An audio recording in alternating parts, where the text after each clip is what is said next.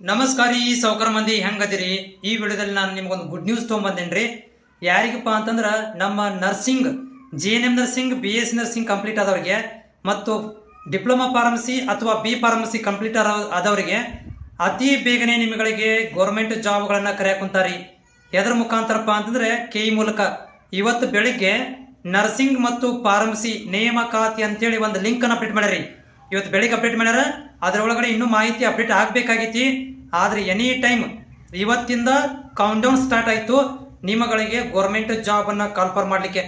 B ರೆಡಿಯಾಗಿರಿ.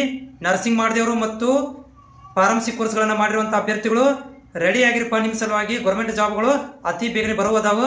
ನಮ್ಮ ಆರೋಗ್ಯ ಸಚಿವರು ಕೂಡ ಮಂತ್ರಿಗಳು ಕೂಡ ಏನು ಇದನ್ನ ಹೇಳಿದಾರಪ್ಪ ಅಂದರೆ ನಿನ್ನೆ ಒಂದು ಪ್ರಕಟಣೆ ಕೂಡ ಹೇಳಿದಾರೆ.